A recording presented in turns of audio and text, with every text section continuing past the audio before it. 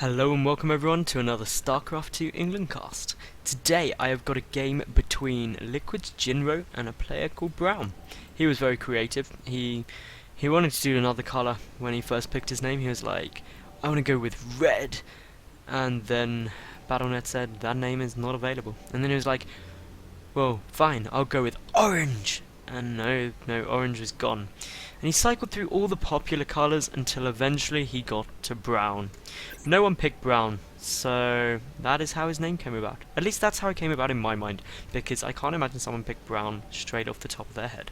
Anyway, this is from the Razer Replay pack of the week from Team Liquid. It is Jinro's replay pack, and that makes me happy, because Jinro, well, he's a Terran, and currently there just seems to be so many Zerg players that you can get a shed load of Zerg matchups, any Zerg matchups, but getting any form of kind of TvP, TvT or PvP games can be a nightmare. So I'm really happy that Jinro doesn't play Zerg. Anyway, we will see that the map, of course, is Daybreak. Daybreak is a awesome map because you've got an easy to take natural, the third's quite naturally progressive, you've got these rocks in the center, and when they go out mid-game, well, the rush distance suddenly becomes short, which makes these two bases super hard to hold, but super fun to watch, and everyone likes that. Anyway, we will see Jinro, looks like he's actually misplaced his barracks, just fractionally, but shouldn't matter too much, but it just means that this little probe, the little probe will make his way in, and everyone likes it when the little probe makes his way in, because essentially he can just come in and scout everything, and when you scout everything you can react accordingly, and it means you probably won't get cheesed. Not that Jinro probably would cheese, but who knows. Apparently some lag going on there or something. This game is from the Korean server, I believe, so really top notch players at the end of the day. We will see a Cybercore with obviously the gateway already down there for Brown. Jinro, he's getting up a tech lab, so we're going to see a Reaper. Reapers make me happy as well. This command's now being morphed into an orbital command, and both players just pretty straight up game so far. Nothing too crazy, no super early expands, nothing super cheesy, just both players getting in a good position to play well. And that's what we like. I like casting games of that fashion. We will see the chrono boost going out on this Stalker actually, so basically Jinro, if he gets that Reaper over, he's going to have some trouble, because obviously that Stalker's going to be out and will deal with the Reaper very well. Where even is the Reaper? There he goes. So this Reaper is on its way over, but the Stalker's going to be there to greet it, and I mean, once the Stalker's out, there's going to be such trouble for Jinro to try and do too much with that Reaper, but still it's going to be quite interesting. Jinro getting down that expansion, so a 1 Rax expand, perfectly fine to do. He had the SCV in here, he knows exactly what Brown has, and from the way Brown's positioned, an expansion is very likely, especially the fact that he now has 400 minerals. I didn't actually notice that before I said he's probably going to expand, I promise. Anyway, Jinro, well, he's getting up that combat shield upgrade, so we could see some reliance on Marines, maybe even a Marine only early push. That could be quite effective. Probably more likely to see some Marine Marauder action here with some medevacs thrown in, because that's just how it's a good way to play TvP. Second gateway being added on here by Brown, and there's the third as well. Will we see a fourth? Because a fourth would be epic, but who knows, maybe we'll just see a robotics facility, which is more likely, because then you can get the Immortal out to deal with the Marauders. But again, Brown, yep, there we go, there's the robotics facility, so pretty standard, straight up there. 2 more barracks being added on there for Jinro. He's got that engineering bay up very early, getting a bunker at the front, so he's going to be in a really nice defensive position for any sort of pressure that Brown may try to put on. Brown getting his second gas up there. He's got his Nexus pretty much 3/4 done. The base for Jinro is finished, just morphing it into an orbital command before floating it down. The +1 infantry weapons coming down there for Jinro as well, and really both players doing everything just as they need to. That base just finishing up there now for Brown. The robotics facility is about 3/4 done. Warpgate tech is finished. Stim is just starting, so that means combat shield is done there for Jinro. And of course, when Stim's out, it'll be fantastic. He isn't actually getting any Marauders out yet. That's quite surprising. Usually, Terran players try to get Marauders quite early on. just to deal with any heavy stalker pressure, but that will not be the case. Jinro, he's just going to be getting lots of stuff out. There goes the Observer, getting chrono boosted out. That Stalker a bit out of position, but again, we'll see if any Marines or anything are coming up through the back way, and I mean, you don't want Marines up your back passage, do you? No. Anyway, we will see that refinery go down there, a factory on the way. That factory is probably just going to be to get a starport out. We will see a second reactor come down, so going to see a lot of Marines coming out, and still, Jinro only making Marines, no sign of Marauders at all yet, and that first Observer is out, so second one coming out, and I don't actually mind getting multiple Observers. I think it's just good scouting, and ultimately good scouting wins you games of StarCraft, because you obviously need to know what your opponent is doing to react appropriately. Plus 1 infantry weapons, about 2/3 done there for Jinro, and a double forge coming out here for Brown, so he's going to be going for double upgrades. He's also getting that Twilight Council out, so probably be seeing Blink from there. Also allows him to get up High Templar, which of course are very, very effective with Storm against a infantry army. Essentially, this is game they're both playing very, very passively. This one Reaper essentially being used to prevent that third base from going down anytime soon for Brown, and also just get the scouting information for when it does hit. The first Marauder on its way out there for Jinro. Jinro also getting that reactor on the factory to switch to the starport to get the double medevacs, and this game it's going lovely. +1 infantry attack is done, so there comes +1 infantry armor. Blink on the way up here, as well as the double upgrades, and 3 more gateways, so that would take the total to 6 gates. And still no sign of a third base from either player. Concussive shells on the way there for Jinro, and essentially this is going fine. We will see Brown getting out an Immortal, because why not? Immortals are great units, especially against Marauders, and this Observer is going to see everything, all this move out. If this army does move out, obviously Brown will know exactly what is going on and can prepare appropriately for it. Although, having said that, it looks like Jinro's just getting out of the bunker to move forward a little bit, just tempting it, but no, here we go. So he is moving out, but that Observer is going to see literally everything, and the fact he knows, this gives him a perfect count of the army composition there. For Jinro knows it's very Marine heavy and very, very Marauder light. And ultimately he can prepare appropriately for that. We will see that this factory is going to join in the fray, and here we go. As I said, these rocks in the middle, once they are gone, the rush distance becomes really short, which Jinro needs to get the reinforcements to keep coming in, and that's why he's taking them down so effectively. And this push from Jinro is probably going to be timed up with that infantry armor finishing. Jinro getting his third base straight away, and that's exactly what you want to be doing. You want to be pushing out and expanding behind it, because you are able to do so. We will see that Jinro is very, very wisely taking out all of these rocks. Doesn't want to get caught and choked, because it'll just make force fields even more effective, and it's also giving him time for that infantry armor to finish up. Charge on the way for Brown, and so is that robotics bay. So Colossus will be on the field, and I mean Colossi absolutely fantastic against Marines, just because of the splash at the end of the day. And we will see 2 Immortals there, so the Immortal count is actually pretty damn high. I mean, if we look at the Marauders, there's only 5 of them, so 2 Immortals will be able to deal incredibly well with 5 Marauders, and it actually looks like Brown has stopped production. He's just done a warp in, so he's going to need to get some more stuff if he wants to deal with this, but Jinro doing an amazing job of preventing this third base going down, which is exactly what he needs to do. That factory is going to see everything, and give a great count for Jinro there on the army composition. Jinro has now got that 1-1 upgrades finished for his infantry army, 1-1 upgrades for Brown finished as well, and 2-2 immediately on the way. So upgrade advantage is going to go into Brown's favour. Actually, it's not, because Jinro's just started his own 2-2, so that's going to be incredibly equal. Forward pylons down here, so could see some counter-attacking coming down from Brown, which would be awesome. A Viking on the way out, so a scam must have picked up that there is that robotics bay down, and Viking count will just start to climb up in order to deal with any Colossi that do come out.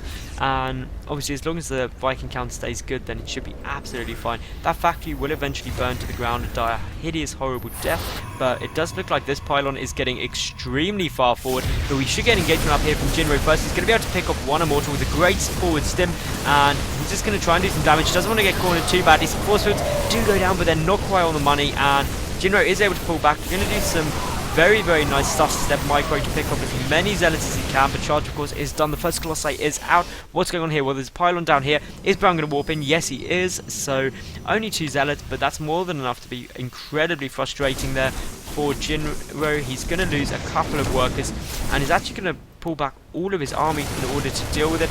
But there are a couple of Marines and 1 Marauder, and, I mean, essentially Marines are incredibly good. Now, this pylon will go down, but obviously there's another one back here. Don't know if that's been seen by Jinro. Obviously that's all cleaned up. Brown able to get his 3rd base up behind this and just stack on a whole more load of gateways. The Colossus count still slowly rising at 2, about to be 3. But the Viking count here, well, let's take a look at that. Currently 3 out, 2 more on the way. 2-2 upgrades just about to finish for Brown, about to finish up for Jinro as well soon after. And this is just a pretty nice player. Bunker coming down here as well, so Jinro obviously doesn't want to lose that 3rd base anytime soon. He's got a couple of units up here which appear not to be doing anything apart from scouting out that there is a pylon there. Jinro will be able to pick up that pylon, which is obviously essential, and Brown actually getting really quite a significant supply advantage here. But one thing I would say is obviously Jinro's got the Viking count that he needs, and he's going to be able to deal with those Colossi. So I think the fact that Brown is getting down that Templar archive somewhere, there we go, and going to get those High Templar will be essential. Obviously High Templar, fantastic to feed back on medevacs and just pick them off, and also for the Storm. Again, Storm fantastic against an infantry heavy army.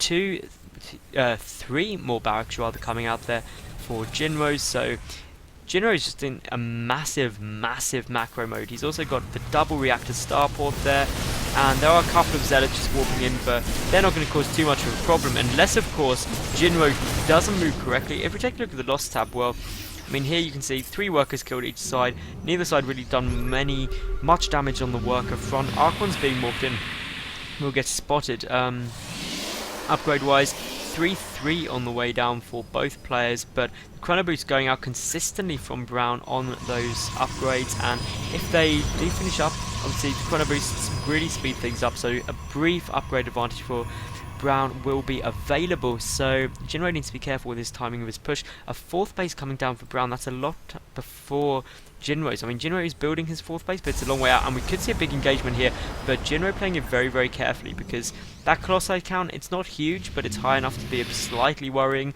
And also there's Archons coming in, there's just a good army composition. We will see the Mobius reactor coming down there for Jinro, and I mean, this is just fairly standard builds from both players. What isn't standard though is Jinro getting up a 5th base here, so a double expansion coming out from Jinro, which is a bold move, but a move which will pay off if he can get it down. Both players, well, Brown very getting close to maxing out. He's probably got about 1 more weapon. He's getting 5 more gateways as well. So I don't even know how many. 5, 6, 7, 8, 9, 10, 11, 12, 13, 14 gate. I think, unless I counted that wrong, that'll be 14 gateways, which is a lot of gateways. But he is getting a little bit of a trust fund here. Jinro doing a great job with his own production. Switched over to Ghost completely, so EMP is going to be a big playing factor here. And I mean, upgrade-wise, 3-3 is finished there for Brown. Brown is even getting the Dark Shrine out, so everyone loves a good little bit of Dark Shrine action. And that 4th base is happily up for Brown. Meanwhile, Jinro is just floating over this base to take the 4th of his own. He needs to take his 5th pretty soon as well. Or you can just build a lot more command centers. Because command centers are good, you can get mules, and mules are very good. If you didn't hear, mules are amazing. That Dark Shrine for Brown could be awesome. And those Vikings getting a bit of a bad position there. Will get picked up, but good blink back there by Brown, just avoid losing any stalkers. But the Viking count is just getting so high, 12 Vikings. To be honest, those Colossi aren't going to last a huge amount of time, but the Archons obviously would be able to do a lot. Great Storm goes down, does quite an annoying amount of damage. Meanwhile, a Sensor Tower down there for Jinro, and we'll see all of Brown's army just sitting around waiting to go and attack. And obviously you don't want to attack too soon. Something got picked off there, although in all honesty I'm not quite sure what. I wasn't at the right screen. which is terrible of me. That's an also awful thing to do. A planetary fortress is on its way down at this 4th base. Meanwhile, Jinro, he's just getting an orbital command, 2 more command centers there as well. So he's in a good spot. 3 more Ghost Academies on the way. So we're going to see nukes, and if we see nukes, it will make me happy. But having said that, Brown's army, that's starting to look very threatening. 3-3 upgrades done for both players, so equal upgrades. It's all going to come down to army composition and positioning. A War Prism on its way down for Brown. He has just so many gateways. It's always a bit of a laugh. What else is not a bit of a laugh is getting DTs in your base. A missile turret is down. Is there only missile turrets at the back here? No, they're being built, so I mean, that DT is going to deny that 5th base from going down anytime soon. Brown, on the other hand, getting, well, annoyed by a scan. Those mortars having to pull back, though, so didn't even manage to take it out. And Brown now looks like he's going to be countering attack, and quite a few units have been pulled there by Jinro to deal with this. But here we go, big engagement coming down. Just look at the Viking count, though.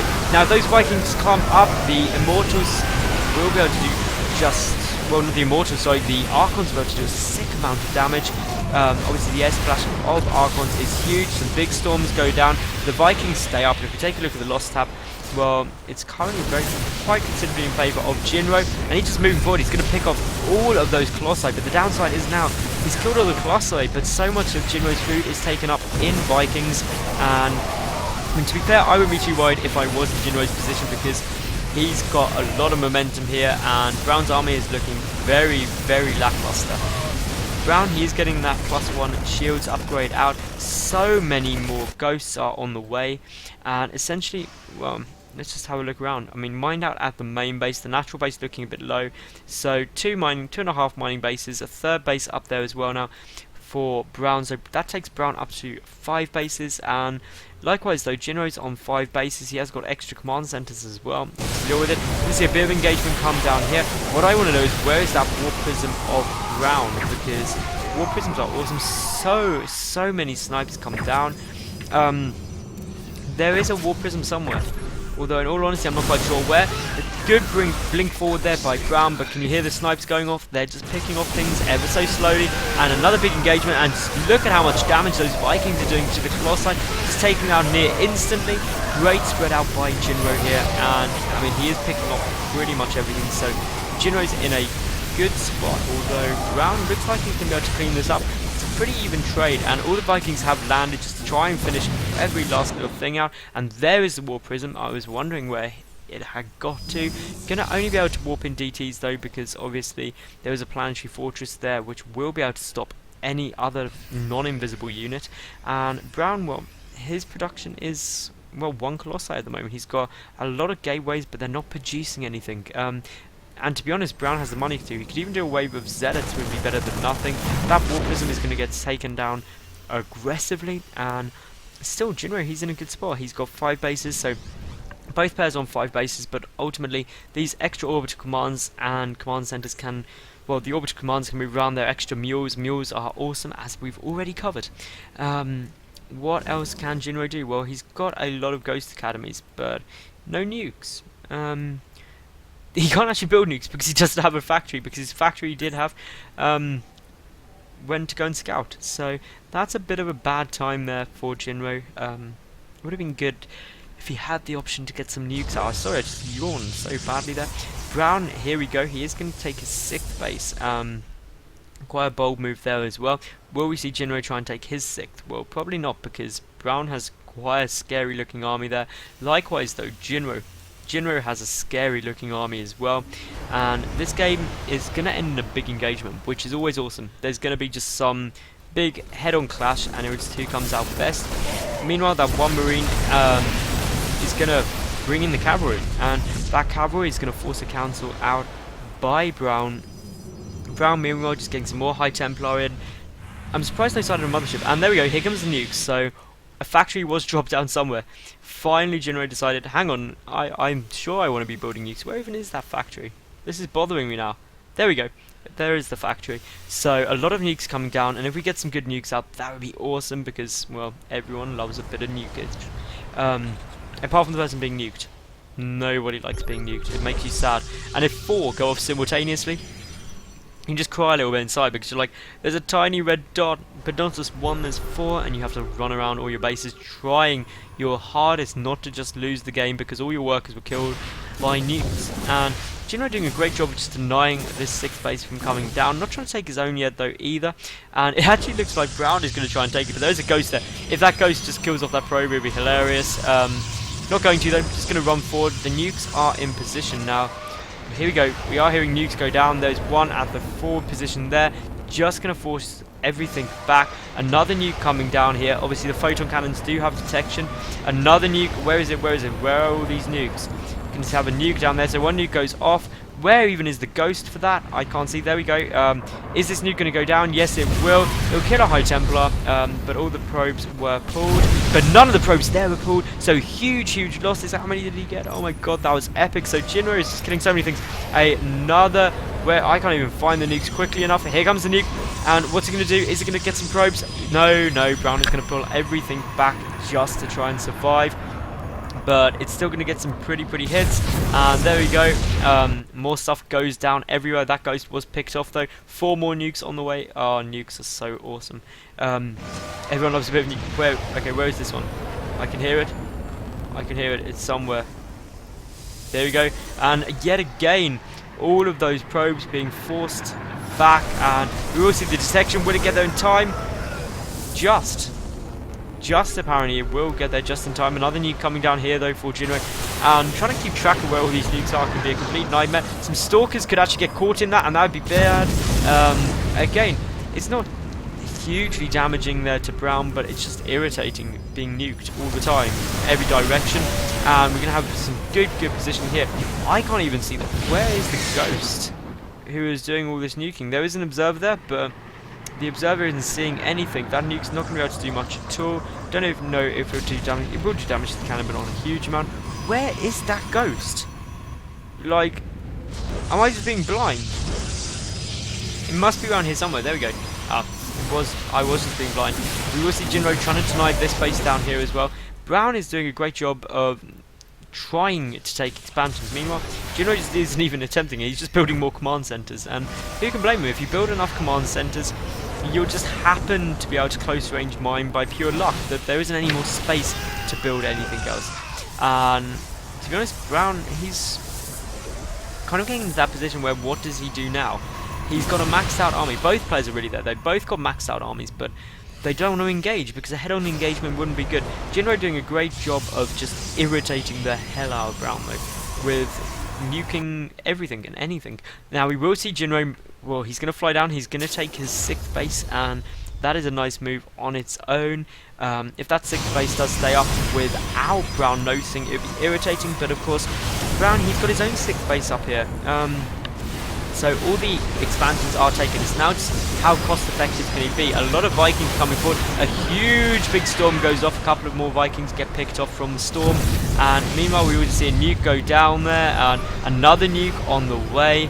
Just repetitive nuking. And no, Brown, be careful. Brown, don't stand there. That nuke can do huge damage if it doesn't take it down. But it does just take it down in time. Jinro, that was nearly the most epic win ever.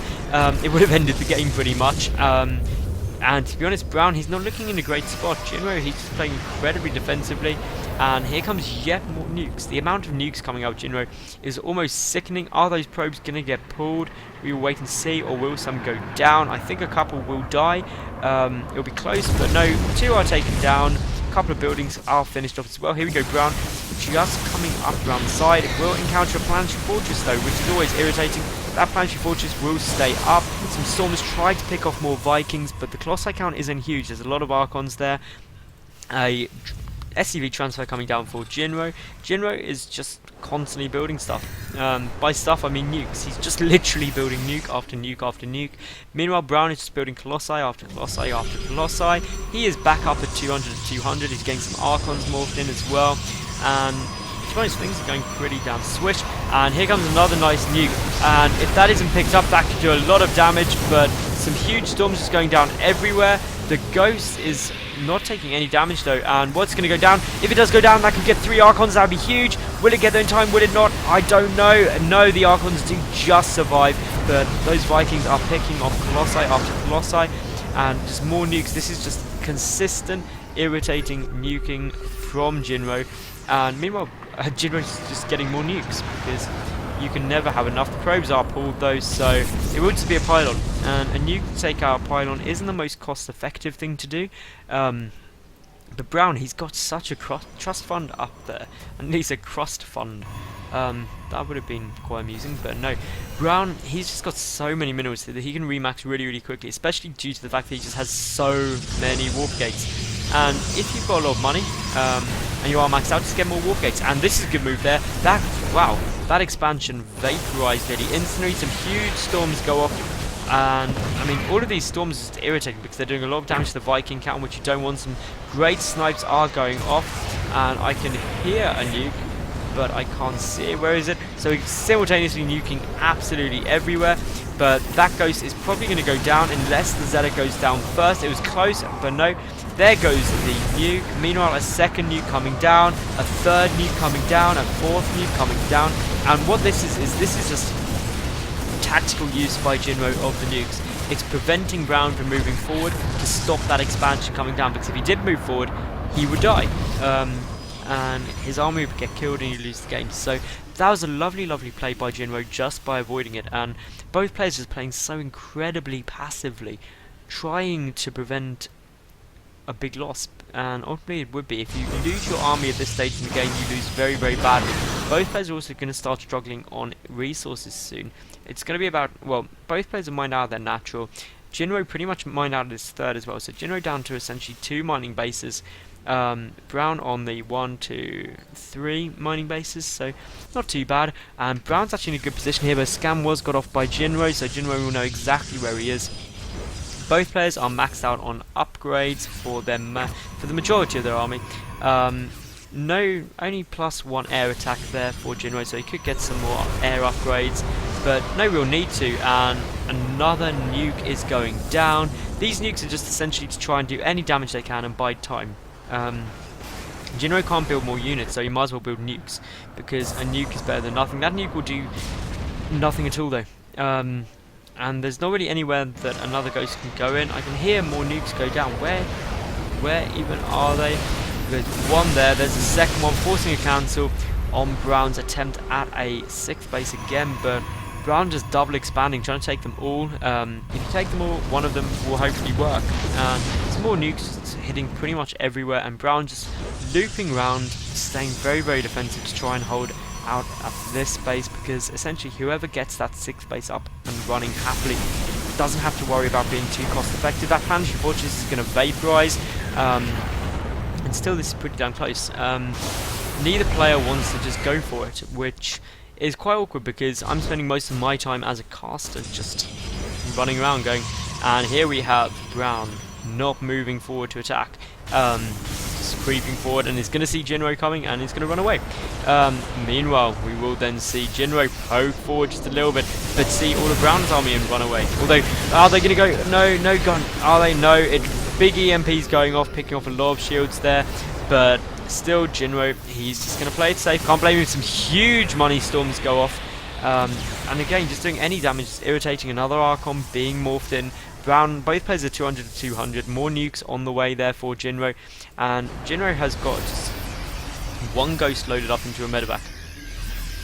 So maybe a drop nuke. Who knows? Anyway, what is going on elsewhere? Well, Jinro is still just building planetary fortresses and command centers, because why the hell not? If you can, you might as well. A nuke being used to clear out some of these cannons. Another nuke coming down somewhere. Here we go. So again, all those probes for Brown are being forced to be pulled back, preventing mining, which is exactly what he wants to be doing, although that nuke is not going to do anything. That nuke did pick off the pylon and cannons there. And another big nuke coming down here, and this is just going to deny Brown from being able to move forward. So Jinro just using the nukes offensively, defensively for map control. I can't remember the last game I saw with so many nukes. This game, of course, going on absolutely huge length of time, already at 40 minutes, and that's purely because neither player can engage safely. And at the end of the day, you don't want to try and have a nasty engagement, because you can lose the game. when you get to the late game and you've got that late game army, I mean, just the sheer number of Archons and Colossi here are huge, and Brown is going to move forward, but there is that nuke there. If he isn't careful, he doesn't pick up the Ghost, but he does manage to pick up the Ghost, so that's not a problem at all. There are all the Vikings, but the Archons do huge damage to them because they are so clumped up, and only a couple more down. Only one Viking left, it would appear. Two actually on the field, but Brown, that was a nice engagement for him, and Jinro is now got a bit of a problem because he's got so many Ghosts.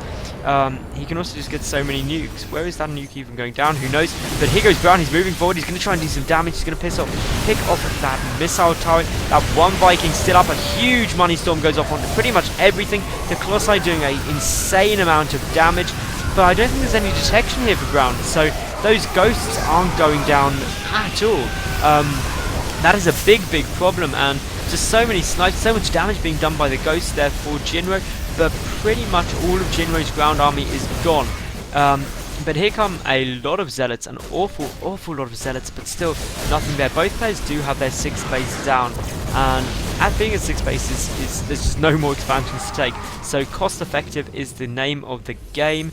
Those Ghosts obviously just cloaking, moving forward. 3 more command centers here, and Brown just sending those Colossi in on their own to try and deal with them. Could be very effective. There's a Ghost coming though to try and pick it off, and look at how quickly Brown just remaxed with Stalkers, and the reason he could do that is just because he's got so many gateways. I wish there was a gateway counting tab, but no, still Jinro is just hanging on. This is pretty close. I mean, don't let the supply count fool you. There's not a huge amount in this game at all. How many? Just let's just count 1, 2, 3, 4, 5, 6, 7, 8, 9, 10, 11, 12, 13, 14, 15, 16, 17, 18, 19. That is 19 gateways on the field there for Brown. That's pretty sick. I'm not gonna lie, that's pretty damn sweet. Having said that, the production for Jinro is pretty damn swish as well. And really, this game could get into a war of attrition where neither player wants to engage head-on, so they just take anything they can and wait for the other player to run out of minerals, and then it's all about being cost effective. Some nukes are getting positioned up, but all that's doing is forcing Brown to go between these 2 planetary fortresses, and both could actually get taken out. Even though that's being repaired fully, damage from max upgraded Protoss armies is just huge, and there goes the planetary fortress. So Jinro has lost a base. Admittedly, there wasn't much left there, but he still lost a base. That Viking gets picked off, and now Brown can kind of loop back, but there are 3 planetary fortresses there, a huge nuke in position, but what will that nuke be able to do? If it does land, it would be absolutely massive, so Brown wisely just pulling back, doesn't want to lose everything he has to a nuke. Meanwhile, my throat is slowly dying as well, which is never a good sign. As a caster, you want your throat to survive.